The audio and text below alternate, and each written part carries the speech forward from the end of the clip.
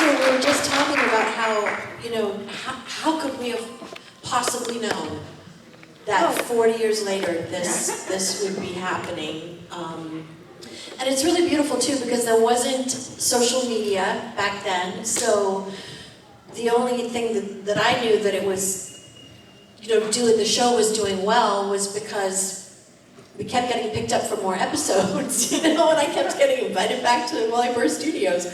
So there wasn't really a way to kind of take the temperature of it other than that back in the day. I have a half brother who was 5 at the time, so yeah, when I would see him, we didn't live in the same place. I was on my own then. Yeah, so that was the only feedback I got was from him and his little friends. Something's happening. Yeah, I don't know. Did you watch? Did you watch? Yeah.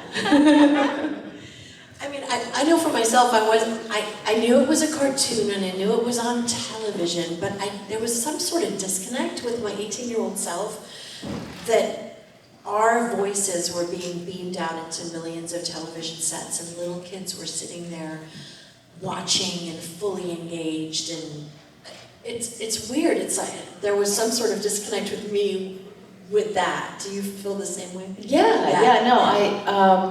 I just expected it to be a TV show that was very ephemeral and came and went, and the fact that it means so much is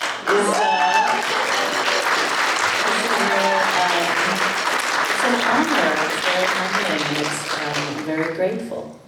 Yeah. Now, looking back, how have the both of you changed, like artistically or otherwise, in the past 40 years? Oh my God. How have I changed? Well, I think at the time I did I was telling this to someone, there was a brief window of time, maybe from 18 to 23, right before I got married, where I was just supremely confident. I don't think I'll ever be that confident, sort of blindly confident, like dumb confident, but it was helpful for me at that time. I think it's probably a good thing. I don't know, I've changed. I mean, I've moved, I've had boyfriends and husbands, but I mean, right after Jem, I did a movie called Satisfaction. That was a different thing. It's funny because I've met quite a few people here today. They go, "Oh, that was you." I didn't know, but how would you know? Because it's, they were happening kind of at the same time, but yeah, different worlds, slightly, a little bit older. Same girl band, different character. She had all the best lines, though. She did. Dog, dumb dog.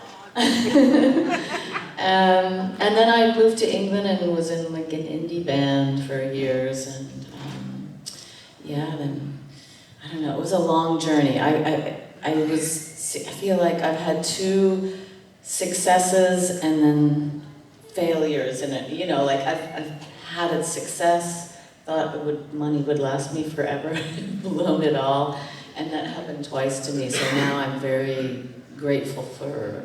I don't need as much, and I'm very grateful for what I have. So I feel, I'm wiser, happier.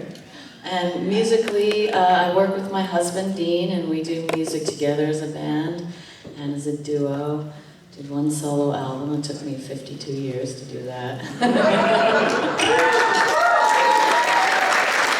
Lyrics are hard. That's what I have to say. I've got a lot of music, lyrics, I have another album in me somewhere I have to go down collaborate with somebody. Wow. Yeah, I relate. The music industry and show business is one crazy, crazy ride.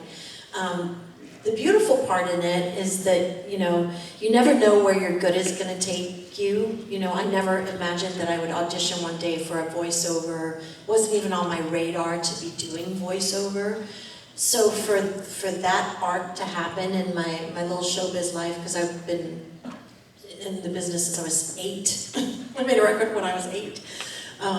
So for this to happen was just like, wow, now we're gonna go over here.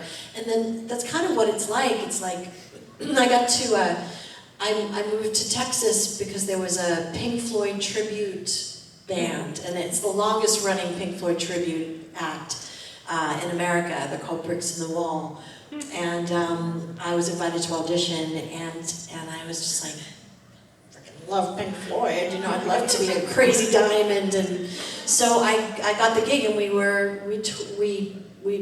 opened all like the House of Blues. We played at House of Blues. We used to sell at House of Blues from all the way from Dallas down to like New Orleans and Corpus Christi, and just like sold out shows with everybody with their phones. And it's like, who would have thought I would get to do that? But you get to say yes to like bizarre, random things. There are all of these arcs. There is no formula in this business. There's no like, well, you work yourself up the ladder, and you know, in 10 years you'll be here, and it's not that. No plan. No plan. I did not have a plan. No, there's no plan. There's no plan. So there's a beauty in that, because you kind of, I'll speak for myself, I learned to just free fall. I learned to live in the not knowing. I learned to live in, I don't know what's coming next, but I'm open to it, you know, as opposed to being, well, there was a fear involved in that for sure, because I'm not a perfect human being, but it's just been a crazy, crazy journey, you know, and acting and writing songs and moving to Nashville and just all of the stuff. It's just all over the place. Well, one thing, the main change, I think for me as someone who is a performer is, I mean, I wasn't performing for anyone back then. I was in the studio, but that's what I wanted to do. Back then, it was all about me and look at me. And now as a performer and artist, I realize it's, you know, it's the circuit. I'm up here as a avatar conduit, and we're doing it together. And I don't need to do that. And that's the main big difference.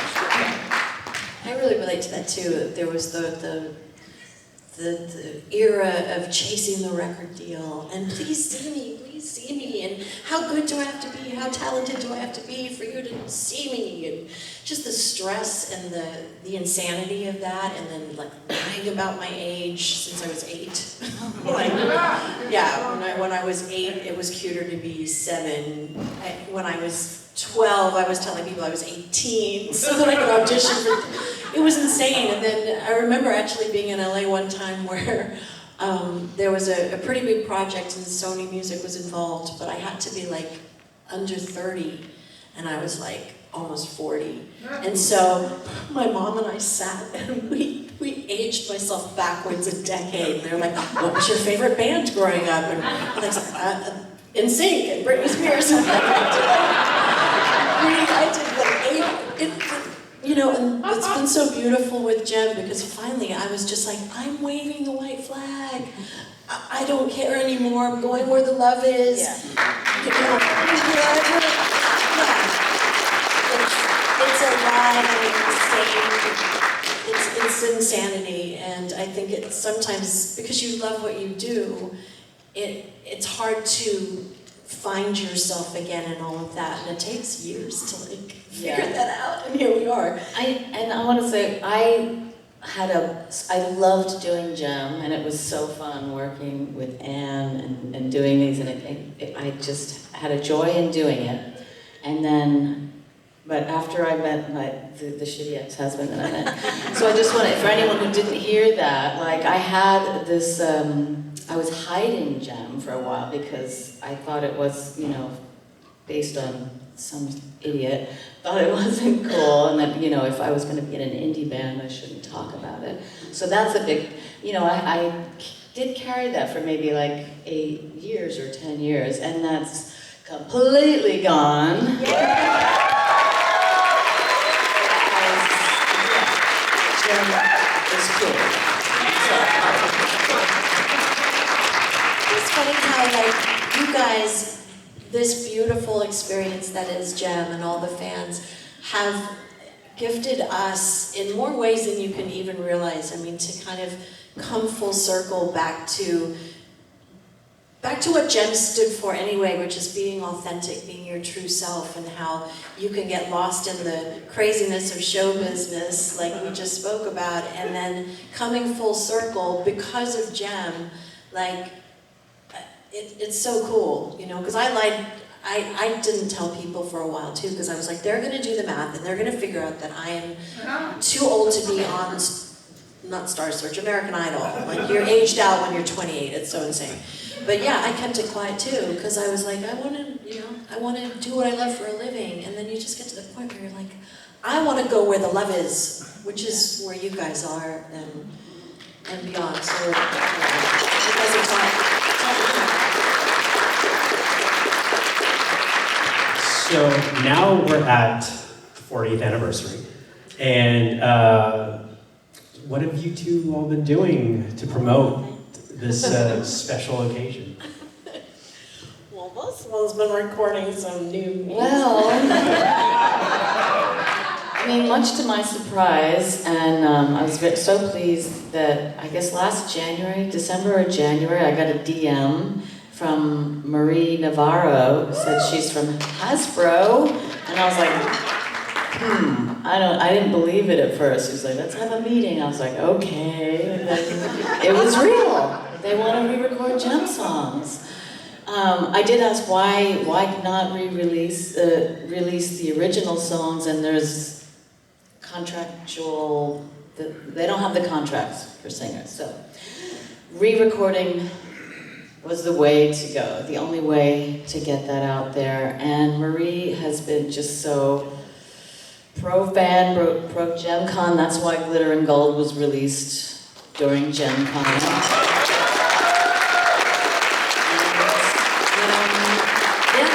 And there's a deluxe album that's coming out with 8 songs with Glitter and Gold, plus It's Fun to Be Scared because it's coming out October 3rd.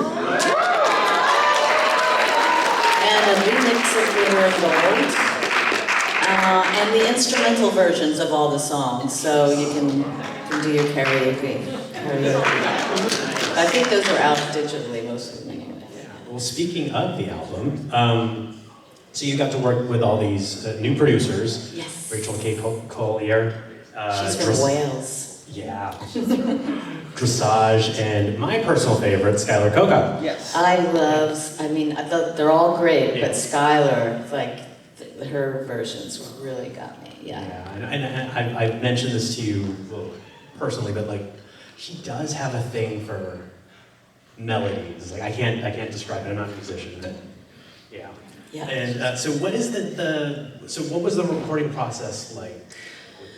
One of them's from Wales. Well, yeah, she was remotely producing, or actually Jessie Vaughn, who oversaw and hired all the women. Marie wanted to hire all women, and she hired Jessie Vaughn to hire 3 different women, two for each song. And I went in the studio with Dressage and with Coco in Burbank, this nice big, I can't even remember the name now, huge studio. I was like, this is unnecessarily huge. So they didn't skimp out on it, you know, they made it sound good. Actually, Glitter and Gold and Fun to Be Scared, I recorded at Skylar's home studio, which is really, I wish I had that studio. It's a really nice studio. And kind of the same thing as sing a couple songs in a couple of hours, you know, two or three. I can't even remember now if it was 3 songs in 2 sessions. For the first 6, and then I did the 2 at Skylar's. Yeah, so I think I got it done in about 3 hours or 3 or 4. I might have needed a break. I didn't take much of a break. I think I didn't need to eat lunch, but yeah, I did see a voice teacher before because I hadn't been doing vocal warm-ups, and I started doing that. That was very important. Still doing that. Need to do that today. But I mean, I was very nervous re-recording them because I was like, I want to be able to do it. I don't have to lower it too much. We did lower a couple of them like a half a step, which isn't that much. But the vocal teacher I saw, Sarah, oh my God, I'll post it. Sarah, I have posted it, but she was like, she just gave me confidence, you know, she's like, you got it, so that was important. It's always important, you know.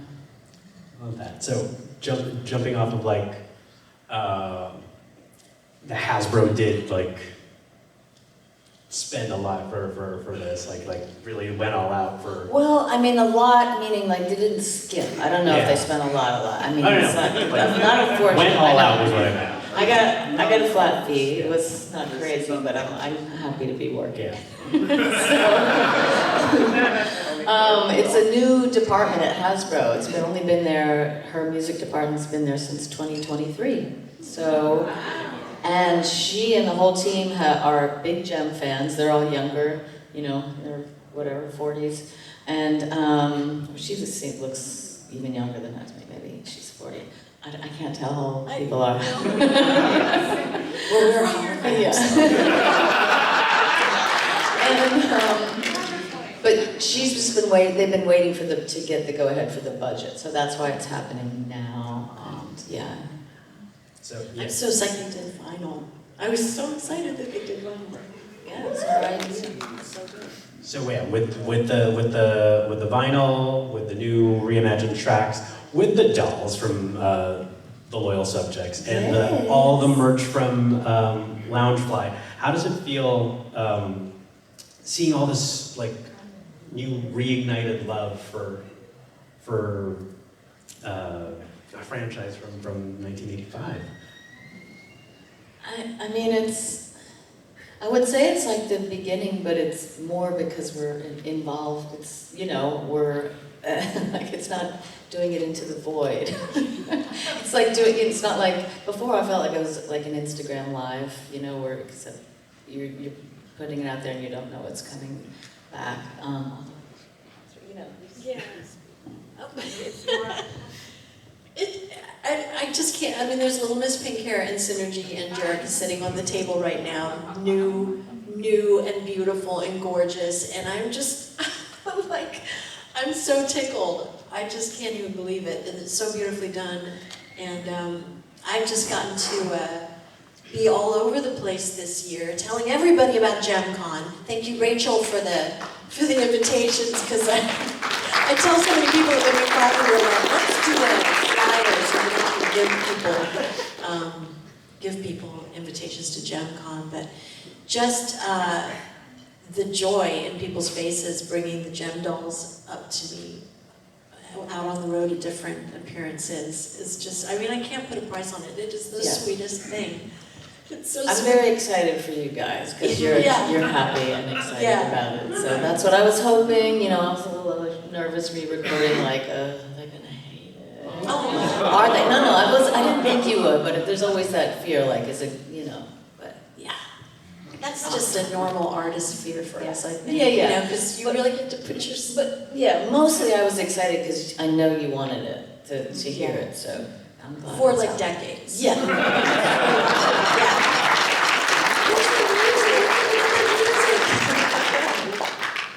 Well, speaking of putting yourself out there, the two of you got to share a stage with Bettina Bush, Rainbow Bright herself, at San Diego Comic-Con. Tell us all about the experience. Oh my God, Rainbow Bright herself.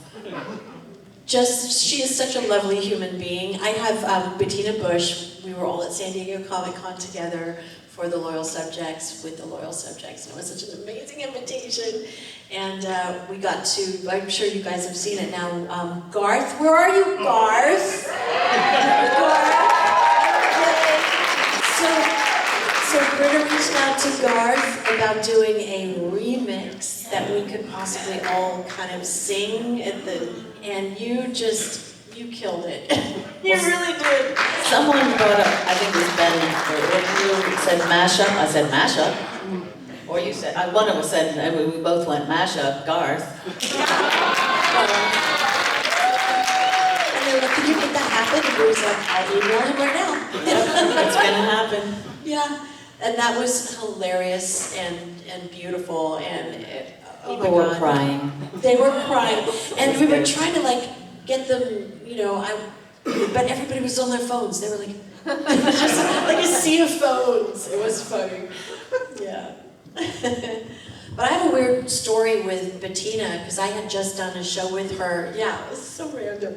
I did a show with her my birthday weekend at Planet FunCon up in Davenport, Iowa, and we sat next together, and it was the first time I had thought that I had met her. Turns out, she said, Sam, I've actually met you before when you were 14 and you were playing Dorothy in The Wizard of Oz in Los Angeles, and I was a munchkin. And I was like, so she was a munchkin and she was like 6 or 5 or something like that, and she remembers me, and I was like, oh my god, I must have pictures of you. My dad took tons of pictures of me and the munchkins. And But so she remembered you so fondly She did. because you came over, you would go over there and say, you're the cutest little munchkins, and they loved you. She was her friend. Yeah, she was like, oh my god, Like, she's 14, and, you know, never forgot you. The older girl, yeah. Yeah, it was lovely. So who knew? I didn't even know we had that in common. It is so strange too. I was thinking, sorry, I didn't mean to jump all over your questions or anything, but I'm loving this. so there's always like 6 degrees of separation, and I've noticed that with Britta and I. So I used to go on auditions with Justine Bateman all the time because we were the same type. So we'd always be, oh, Justine, and you know, here we're both auditioning for a Wheaties commercial or whatever. And I got really close to Family Ties too. That's a whole other thing. And my mom got close to her mom because her mom's British. She was a flight attendant, so they would chit chat in the audition area waiting for us. And she came to my 16th birthday party with her brother, Love, was hilarious, and brought Dweezil, Zappa, and Moon Unit Wait, with so her. wait, into your 16th? To my 16th Oh birthday my party in God. Burbank. And then also, Julia Roberts so Justine Bateman and Julia Roberts were in your hemisphere, and then I was the voice of Peter Pan's mother in Hook, which starred Julia Roberts, and then Justine, it's just so weird. It's like the characters were like swimming And around. it took us till 2010 to meet in person. Didn't meet in person. I know. That's so funny. Everything is This so connected. wacky. Yeah. So, outside of Jem, I know you guys have like a whole other careers. Both of you with songwriting. Anything you've been working on lately outside of Jem? Well, I don't know what happened to me like a month and a half ago, but I got in my studio and I started writing, and like just something, I don't know, something opened up. I guess it's just timing, you know. And I've been revisiting work that I wrote a long time ago that people were like, well, that's not commercial. You should, all the noise, you know? And I was like, I loved those lyrics. I need to revisit that. I'm gonna go back in, and before I knew it, I've just been writing a bunch of stuff. So I'm coming full circle from where my love of songwriting first started, like from the most kind of organic place where I fell in love with it. And then I took this crazy arc, you know, and now I'm kind of coming back to where it all started, and it feels really good. So I'm in a really creative mode right now, which is nice. Yeah. Feels good. Excellent. Yeah. Can't wait. Yeah, feels good.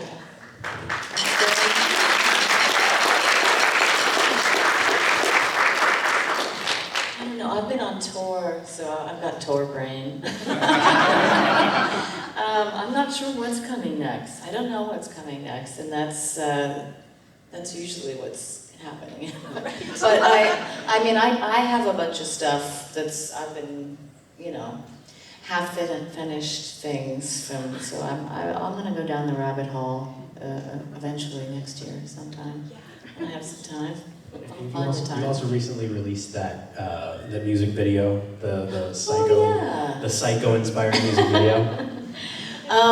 My friend Robert Ascroft, I remembered his name from, so, I know he's a photographer, but he made an album, and he wrote all the songs, but he hired his different friends to sing on them, or asked his friends, hired some people. But yeah, he just, he didn't really tell me much about the video. He sent me some Hitchcock stills. And then I went in there and I sang it in the car. I was supposed to, sang the lyrics. And then after we had shot everything, I mean, he rented an old car, he told me to change clothes and get in the driver's seat and kind of be my id, be the crazy, fun, not boring one, which was really fun. And it just took 10 minutes of him rocking the car. I mean, it's hard to explain. Do you have it? No, you don't have it. I was like, it really doesn't. I don't know. You can look it up online. It's called "Where Did You Go?" It's a video. It was fun. All right, so I guess now we open the floor for questions from the audience. Oh my God, there's a question here.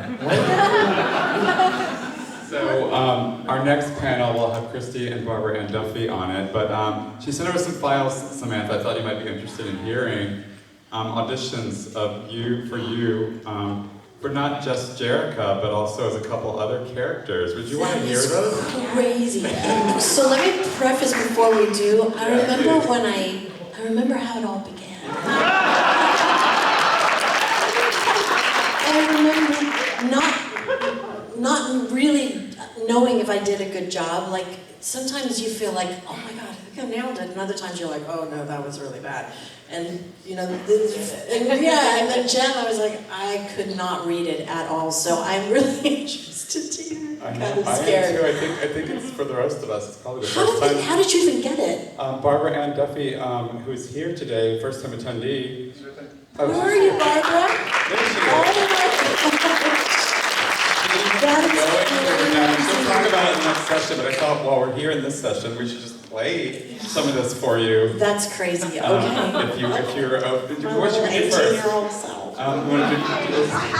Let's do Jerica first. Let's hear Jerica. Let's see if this one. Or maybe we should do that one last because that's what ended up happening, right? I don't remember even. Okay. What's another one? Stormer and Pizzazz. Stormer and Pizzazz.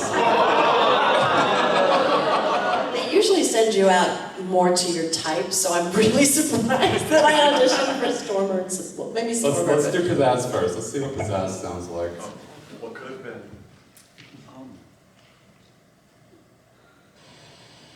Samantha Newark is Pizzazz. Take one. Oh, so we bashed a few of her instruments. So what? It couldn't have happened to a nicer person. Besides, when we win this contest, she won't need them anyway. Who are you calling trash, you snotty-nosed little wimp? Come on, check it out.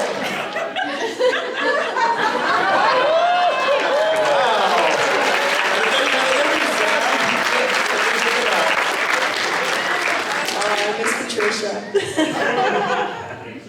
Okay, well here's Stormer.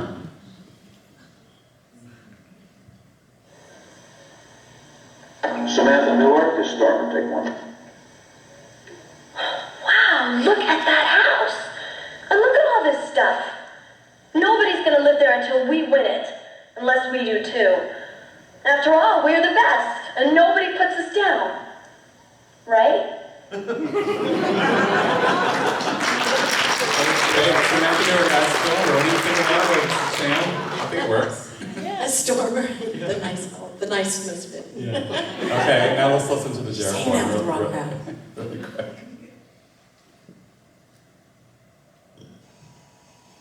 Samantha Newark is Jerica. Take one. Making yourself at home in my father's office, Mr. Raymond? Yeah, well, don't forget, he left half of the company to me, and I'm not going to let you ruin it by promoting this trash. Rio, how would you like to help Jem and the Holograms put on a concert? Right now, look, if I take the girls and meet us in front of Howard Sand's house, we can pick up some instruments and find Jem.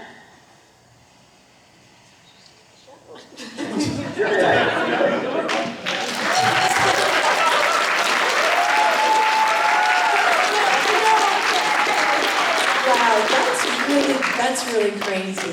And then it's so short too. What? You're hired. Oh, thank God, this is really embarrassing. Okay, so that was cool. Now, who has questions? I know everyone does, but anyone first? Okay, I'll go you first because you're my buddy. Did they intentionally compare the singing voice with the speaking voice to see? Because it sounds seamless in the cartoon. It really doesn't sound like there's a difference between the singing voice. Yeah. That was wild. Apparently they cast the singing voices first, and then they matched the speaking, went hunting for the speaking voices to match our singing counterparts. So, yeah. I have a quick question that is kind of related to that one. So in the episode, I think it's One Gem Too Many, but there's a part where before Jem, she's practicing with the holograms, and she goes, "Tell me I'm crazy, tell me I'm lazy." And we always wonder, me and Jenny, is which one of you said that line? Was it you, the speaking voice, or Britta, the singing voice, saying the wrong lyrics? So, I knew that I wasn't going to sing in Gem because it was all done in New York and everything. But when I remember Wally, he was like, "Well, Sam, do you want to give singing a shot from this line?" And I was just like, "What?" And he's like, "But you have to sing really badly. So can you sing really badly?" And so I had to sing, "Tell me I'm crazy, maybe I know." But like I was tone deaf, and that's, yeah. So that was the one time I sang. I love the Wally Burr imitation. Right. You sang twice though. You sang once in One Gem Too Many when she's practicing, and then the second time that when you sang badly, that was in oh wait, no, that was One Gem Too Many, and the other one was The Fan. Oh, Yeah, see, yeah. you guys. Yeah, sorry. I have a binge in my future because you remember things that I don't, but yeah. I have a quick binge question. I'm going to say the dirty word Transformers. I'm sorry. Can you just clarify for me and anybody else who needs the clarification how it happened that you also got to do some Transformer episodes? Well, it was all done at Wally Burr Studios, so the Transformers folks were coming in and out and everything, and so when there was something that was right for me, Wally was like, "Hey, I think I've got something that you would be good for," and I didn't get to record ensemble with Transformers like I did for Gem. I probably came in on the tail end of a session or stayed late or something, and it was just Wally and I.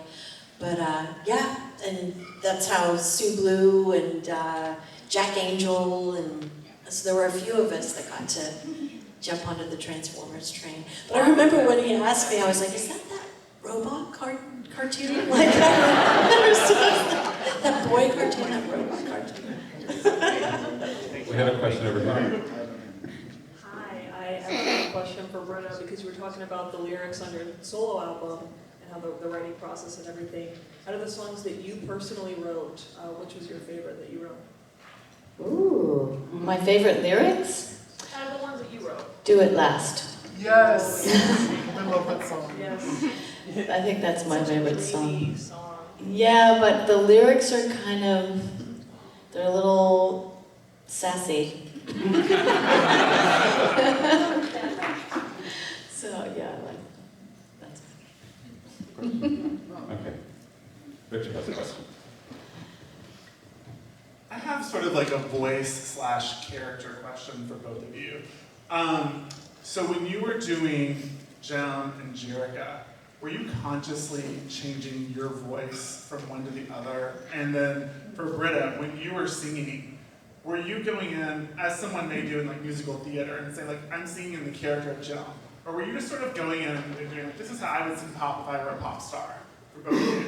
They hired me to sing like me. They heard my demo and that's how I sang. I mean, it would change a little bit because they would tell me what the episode was about. So yeah, I would change my mood or my point of view, but it was my voice, yeah.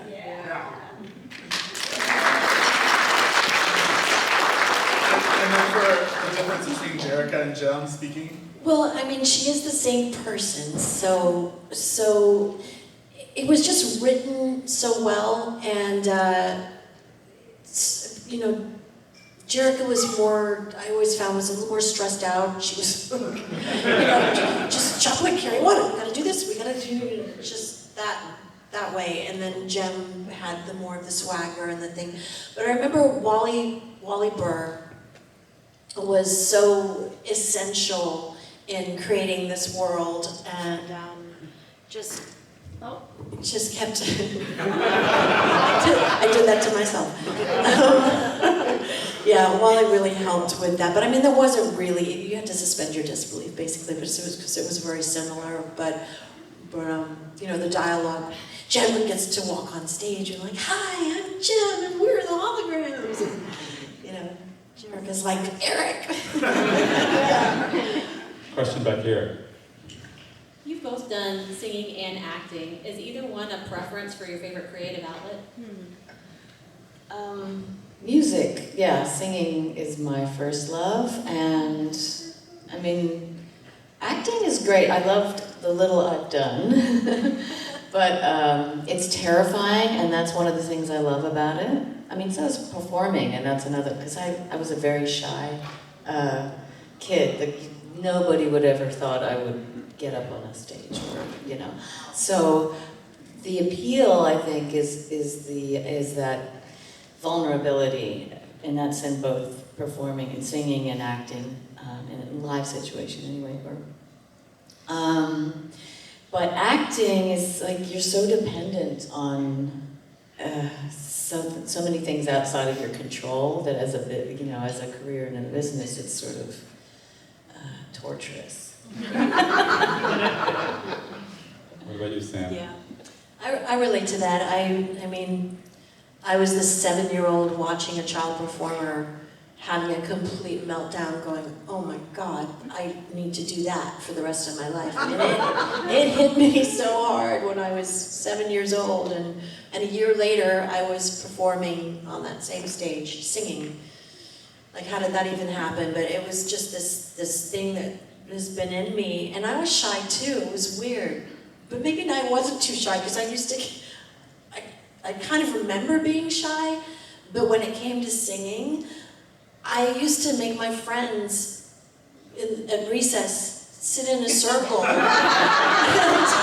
then I would sing every Lena Zavaroni song to them, and I wouldn't let them leave until I could still be shy and do that, because I got on stage at a talent show and sat in front of a whole assembly, but then I couldn't talk to anybody. No, it's the weirdest thing. It's like something about music. It's like this, you come to life in a different way, and it's safer somehow through music than it is like normally. Yeah, it's so strange. It's the strangest thing.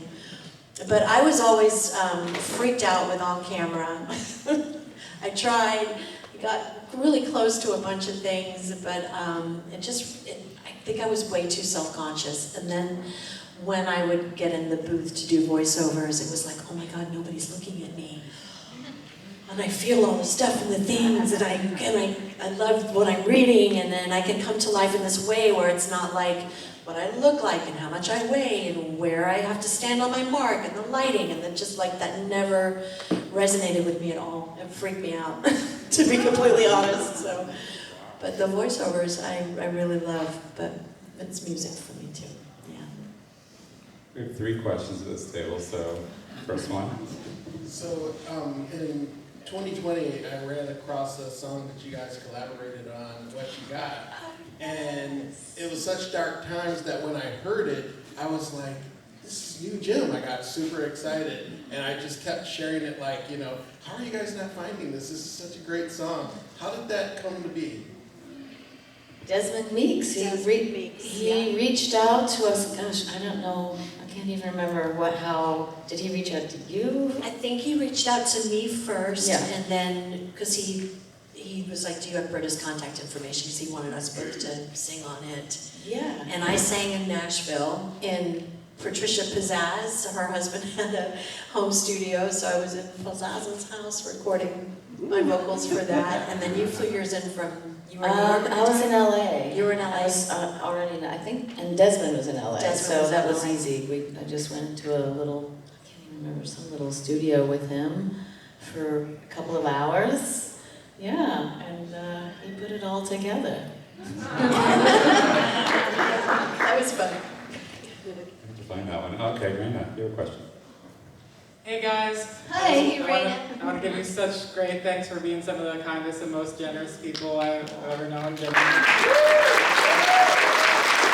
your way today. You look amazing.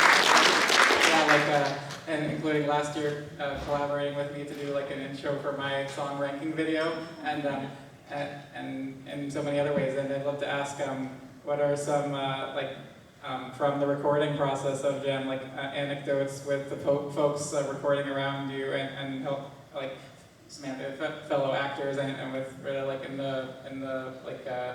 in the recording booth, and that just interactions that are positive that you recall most. Well, forgive me for the people that have heard this, because there are people that have been to JemCon every year since it started, so you might know this story, but for the people that haven't, I remember when Charlie Adler, Eric Raymond, Tech Rad, and Patricia would flub lines. Patricia especially would just hurl expletives. And it was funny, but I was so shocked. I remember just being because I was very, very polite and very, kind of sheltered and polite, and I was so stunned that you could do that at work. I couldn't even believe what they were doing, and then Charlie and Patricia would get into it, and it was hilarious. It was so funny, and then they would get in trouble. And is Louise in here? She would remember. Oh my gosh, because then, Wally would always kind of have to reel it in because time's money and everything. But it was great. It was I was secretly going, oh my God, this is amazing. I can't even believe you can get away with this. And is this what I'm doing to earn my living right now? Oh wow. So yeah, I mean, my memories are all good. I don't have any bad. It was so exciting to me, and it's challenging and exciting. And Anne and Ford would they'd sit down at the piano and play the song for me, so it sounded like that demo. They'd sing it, I guess Ford was usually singing it, and then just sort of coaching me through those high notes sometimes. And this I've told every JemCon too, but the trick they had, if I was having trouble with the high note, they'd say, do this until all the blood rushes to your vocal cords and come back. And to this day, I don't know if it's just a placebo or if it's actually physically something that works, but it worked for me. So I just needed to hear, oh yes, that you can do it now. It kind of is a trick though, because if you're singing live and I find sometimes I'll bend over because I almost think it tricks your head. Instead of reaching for the note, you're actually, oh yeah. It's weird. It's like your body just kind of trick your head. Sometimes I'll think something is difficult and then it becomes difficult. And if I don't think about it, it actually just happens. Do it. Yeah. Okay, we have a question from Rachel. I was wondering if you could talk about, some fans may not know, you actually met in person for the first time at JemCon in 2010. So I would love if you could just talk about what that experience was like. I guess we both wore polka dots. It was so weird. Oh my God. Navy blue and pink polka dots, and I had navy blue and pink polka dots, but I had small ones and you had big ones. And we were like, this even So I remember that. That was so strange. But I mean, we were both so surprised that we hadn't, but we lived in different cities, and I think you were at there was a premiere thing when Jem happened, but that was just in LA. That was a party. Patricia Pizzazz was mad about that. She's like, what party? I don't remember invited to a party. I got an invitation. I went to this Sister Sledge played, and she was just like, what? Amazing, So, we had communicated online. Yeah, because I remember Googling you. So first I remember Googling Jem and the holograms, and seeing web rings and just all of Yes. these ancient formats, you know, that we used to have, and just going, oh my God, this is crazy. And then finally I was like, I wonder, because I don't know if I knew your name, but I was like singing Voice of Jem, and then somehow I found you, and I emailed you in 2003, and I was like, hi Britta. Yeah, then you emailed me back. And then, I don't know why it took me, what was your first JemCon that you went to? 2006 in Okay. Orlando. Okay, in Orlando. So it took me 5 years to get to a JemCon. Yes. But yeah, no, it's so exciting, It's you so know? cool. And you really help, because I'd never been to a con. so I was just like a little overwhelmed. Right, and so I was just like, what do I bring? And like, you need autograph pens and pictures And then, things that... yeah, I didn't know what to bring, and I didn't know what I was supposed to do, and I didn't, you know, I didn't have like a lot of stories and memories. I feel like I've got more memory, a little bit more memory, coming here and talking and hearing Anne talk about it. But like the first time I saw someone dressed up as Jem, I was like, what? That's a thing? I didn't know about cosplay, so it was just like really, yeah, and now I'm cosplaying, so. Very comfortable. I'm just so glad you got rid of your first husband so that you could actually embrace this.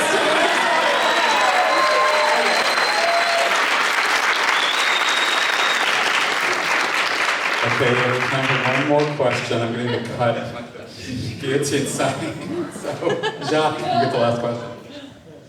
Hello, if by any chance there is a reboot of the Jems series, would you like to participate to it again? Or if not, what advice would you say to your successors? Only if Christy Marks is involved.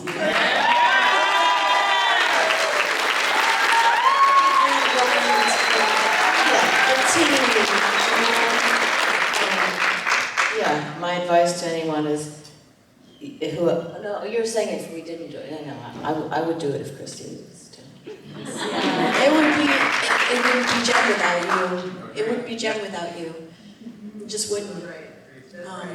So, like, how could you, I don't know, so, I mean, it would have to be somebody that had a tremendous amount of heart and really, really understood and loved Jem as much as we all do. Because that's precious territory, you gotta tread lightly if you're gonna. Yeah. Don't call it Jem unless it's Jem.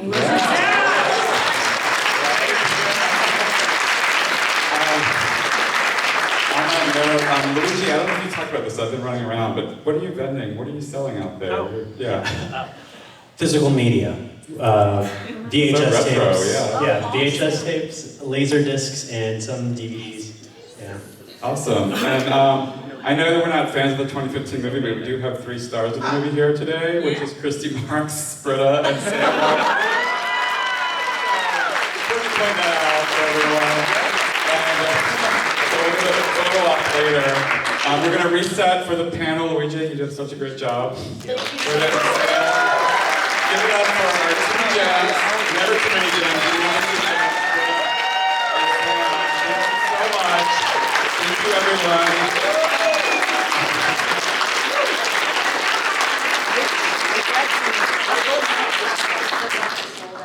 Okay, reset. Little music, DJ. Show's over, Synergy.